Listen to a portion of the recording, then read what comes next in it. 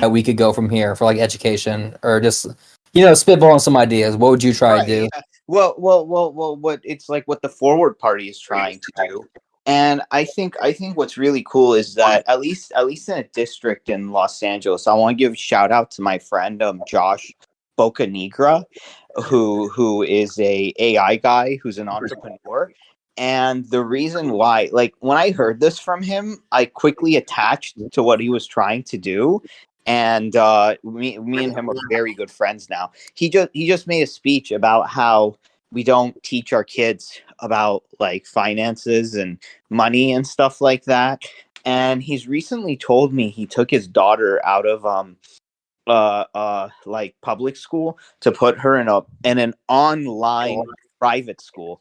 And when people tell me that, like, oh, but here's the thing about like just online schools or homeschooling or private school is like you don't get the socialization. And like, what socialization? First of all, like your socialization is forced, like at a set time, and you don't really learn how to be social like outside of that set. And then when you want to be social in the classroom, the teacher tells you no socializing. You have to pay attention to the material. So I see no problem with somebody like learning from home or getting homeschooled. And then for socialization, I don't know, the parents take them to like a park or like somewhere. You know, For like a soccer team or something, the local town soccer team. right, exactly. It's like what is this? Like this is not rocket science. And also like you only learn to socialize in school with people who are near your age. That's not the way the rest of life works. Exactly. I remember my first part-time job when I was like 15, working with a dude who was like in his 60s, basically. I was just sitting here like, huh, this is interesting. Like, how do I interact with this individual? And like, I'm not trying to sound weird or anything like that, but it's just like really weird to be like, oh, I'm now in like, a quote unquote professional environment with, someone who's like more than a third of my age, no, more than fourth of my age. And I'm like, oh, that's interesting. Like, how do you engage this stuff? But Right. yeah, definitely on that. Do you feel like, in general, though, actually leads a good question for a lot of youth and younger people? Do you think there's been more of a lack of socialization given past few years, especially Oh like yeah. COVID and things? Because people are just basically like avatars, and they're not exactly who they are in like reality because of all the social media that's gone haywire. I would suggest that people do more social audio. It's so much better. I mean, even for me, like personally, I don't like I know this is crazy. If I'm in a rush or if I don't have time, I'll text people, but I so prefer hearing people's voices Amen. than like texting them and all that, because it just adds a layer. It just adds such a great layer of like, in fact, sometimes I would rather prefer than just hearing a person's voice than actually being in like a physical location with the other person, because like I'm a little bit introverted, but it's so comfortable because like if you end up like offending someone or something, that they're not like physically near you to like get aggressive or something like that. But Yeah, not to say I want to offend anybody, but it's like, okay, I have an interface like between us, so if things get weird and uncomfortable, I can just hang up. But if we're in the same location, I can't get away from you in the way that I probably want. no, and it's funny. Like you hear guys, like I agree with you. It's one of the things that really got me with like Twitter and Twitter Spaces. And for people who don't know what Twitter Spaces are, they're basically like a giant chat room you can get in and just talk to people, and you can leave whenever you want. So someone could host it, make a topic for the room, basically. And if they want, they can record it or not. But I know Ariel, for example, he did a space on, what was it, confidence you were Yeah. doing?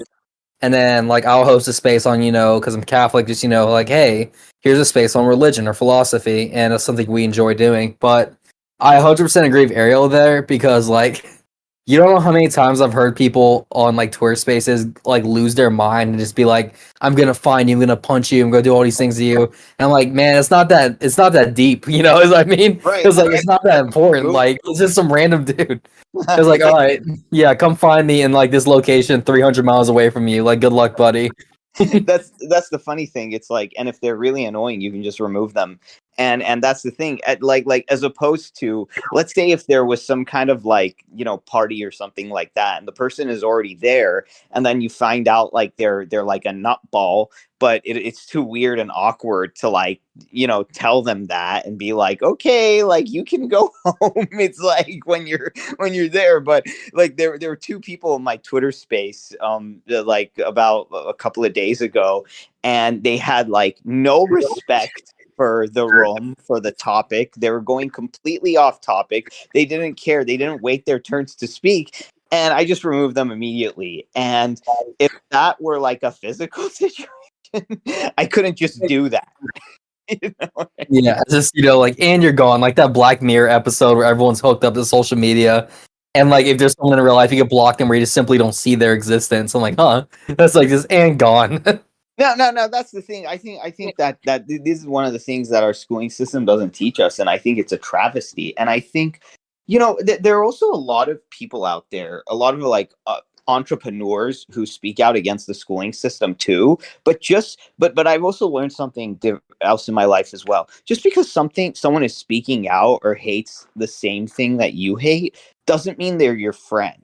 Because I would just tell young people to be very wary of people selling like online courses with like a big price tag or a multi-level marketing, and they're also giving you the story that school didn't teach them anything. But these people don't care about you. They Exactly. just want your money. It's kind of like Andrew Tate and him running that, what's it called, Hustlers University. Right, exactly, And it's just like bullshit. It's like I had a buddy who actually, for shits and giggles, got the course to see like what they're talking about, Yeah. and he ended up looking at their page, and all it is them like going on Google, typing in masculine man motivational quotes, and this is like pictures of Greek statues with like random like words on it, being like, to be a man is to be masculine, and then, like that's the quote, that's it. And it'll be like a screenshot of that, and they post it, and they're like, "Thank you for the $50." It's like, "Thanks for the advice." I'm like, what? Yeah, now that you mentioned that, I want to warn people about a guy his name is Dan Locke. Steer very clear of him. He's a scammer. He's a liar. He's a hypocrite. He's just an all around terrible person. And I have a whole interview on CoffeeZilla talking about my experience and how people like this they use your emotions against you. Basically, they say they're frustrated about the same things that you're frustrated about. They say they're happy with the same things you're happy about, and then talk about your dreams, and then that's where they'll like trap you. So just like I went through it, so you guys don't have to. Oh, you're on CoffeeZilla? Yeah, you know him.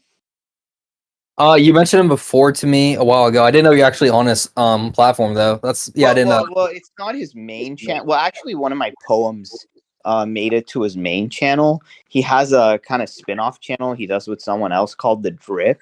And I had about an hour and 45-minute talk about what Dan Locke did, how we did it, how these, kind of scammers kind of like do what they do. So, I mean, not only in my life did I learn that you can't trust the schooling system, but also just because somebody says that they don't like the schooling system or they don't trust the schooling system either, they're not automatically your friends. Just remember that too. No, a good example. You mentioned that. I have a friend on Twitter. I'm not gonna say her name, but he is a very, proud vote blue no matter who Democrat. He's a very kind dude, very nice guy, but he's a bit naive at times for like politics. Like I could tell like he's just saying his foot in the door in it. And he likes talking to me because I have vastly different views from him, and he's interested because to him, he always thought it was like Team Red versus Team Blue. And then you have people like myself or like you who's like, yeah, we're not doing any of those. And then we're just like an anomaly to these people. But he ended up sending me a room, and it was like, you really should check out this dude. He said he was right wing, and he has a lot of views I agree with. I checked the name of it. It was Richard Spencer on Twitter. I'm like, oh god. And then I listened in, and then it's basically someone asking him like, hey Richard, what's your opinion on abortion? And he says like, grimacingly being like, oh, I am very pro-abortion. And then like all the Democrats in chat were like clapping. And then they're like, what's your opinion about police? He's like, I am very for defunding the police. And then it was like, what's your opinion on gun control? It was like, I am very for